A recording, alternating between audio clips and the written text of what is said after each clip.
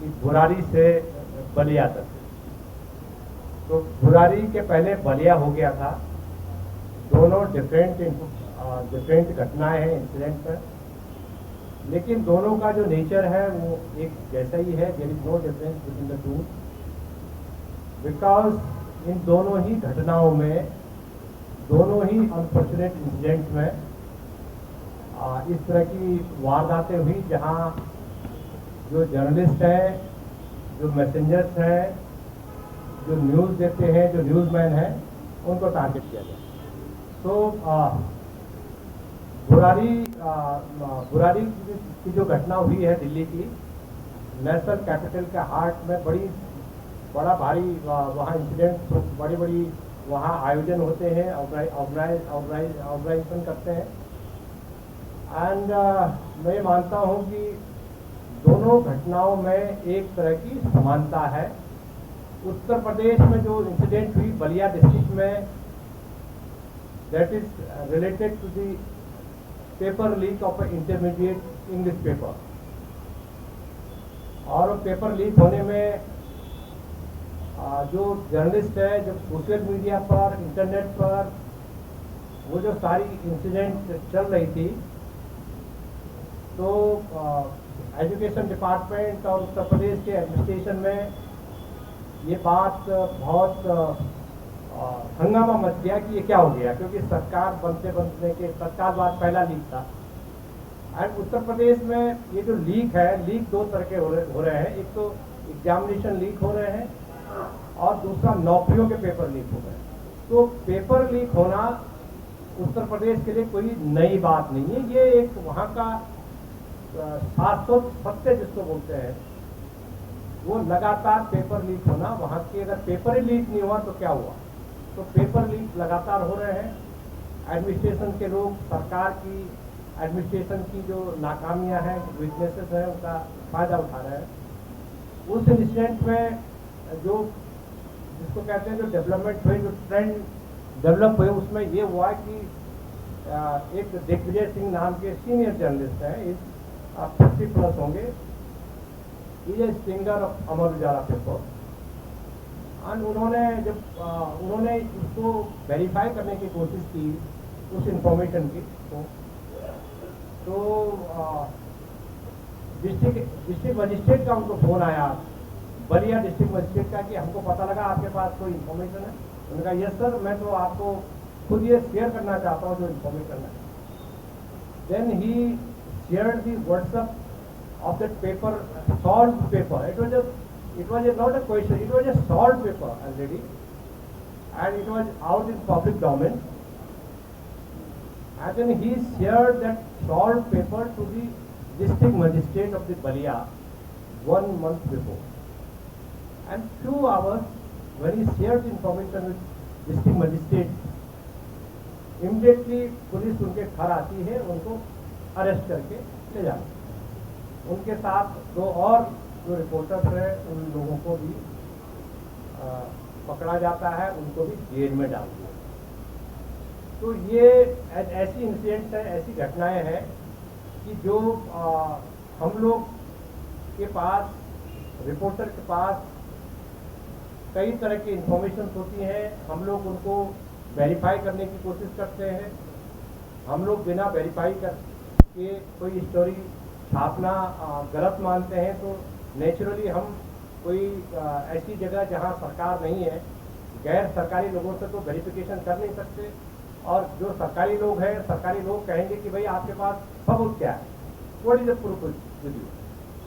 तो उन्होंने जब प्रूफ शेयर किए डिस्ट्रिक्ट मजिस्ट्रेट से, जो कि डिस्ट्रिक्ट का सबसे बड़ा ऑफिसर होता है, तो इमीडिएटली उनको अरेस्ट करके थाने ले जा करके लॉकअप में 3 पत्रकारों को बंद कर दिया गया और उसके बाद उनको जेल में डाल दिया गया। कि उनको आप ये मॉडस ऑपरेंडी देखिए कि पेपर लीक का जो पूरा सिस्टम है, उस सिस्टम में उनको भी इन्वॉल्व कर दिया गया कि आप भी पेपर लीक में शामिल हैं, क्योंकि आपके पास एक जो सॉल्व पेपर मिला है, जर्नलिस्ट के पोजीशन में कोई सॉल्व पेपर मिला है, कोई उसके पास इंफॉर्मेशन मिली है, तो उसको मान लिया गया कि ये आप you are the part of this paper leak racket.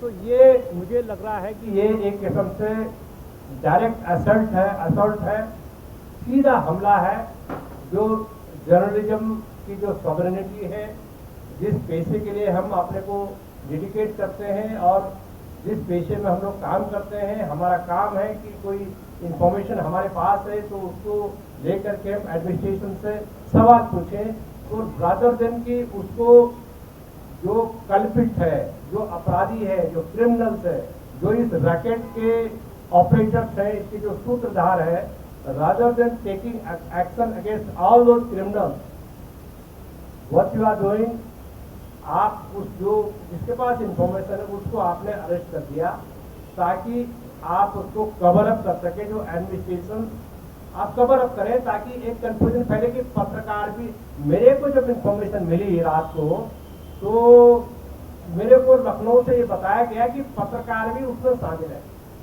उस जो पेपर लीक मामले में पत्रकार भी शामिल है। तो मैंने कहा हो सकता है, मेरे पास वेरिफिकेशन के लिए कोई ऑथेंटिक खबर सोर्स नहीं था। मैंने सुबह तक का इंतजार किया, फिर मैंने किसी सीनियर पर्सन को लखनऊ पूछा कि क्या है, तो उन्होंने बताया कि ये ऐसी घटना है, सरकार को पता है, एडमिनिस्ट्रेशन को पता है, सबको पता है कि ऐसा घटना घटी।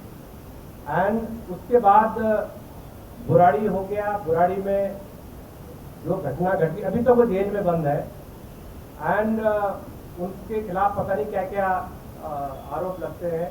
आपको पता होना चाहिए कि वहाँ उत्तर प्रदेश में ऑलरेडी एक जर्नलिस्ट सादिक कपन, केरल के जर्नलिस्ट हैं, वो जेल में बंद है, वो हाथरस कांड को कवर करने जा रहे थे, वो अलग मसला है। लेकिन मुझे ऐसा लग रहा है कि ये जो चीज़ें हैं, ये चीज़ें बहुत खतरनाक है। बुराड़ी की जो इंसिडेंट है, वो इंसिडेंट इतना इस ढंग से किया गया है कि जिसमें आपको मतलब जर्नलिस्ट को ये मान लिया गया है कि आपकी जो आइडेंटिटी है वो रिलीजन के नाम पर है, क्लास के नाम पर है। आप ऐसा नहीं है कि आप जो है आप जर्नलिस्ट हैं। तो उनको कार्ड चेक करके उनकी पिटाई की गई, बेरहमी से पीटा गया, उनको काम करने से रोका गया, उनके कैमरे तोड़े गए। मैंने पुलिस से संपर्क किया तो कहा गया कि नहीं साहब, ये तो they were provoking, they were simply doing their duty.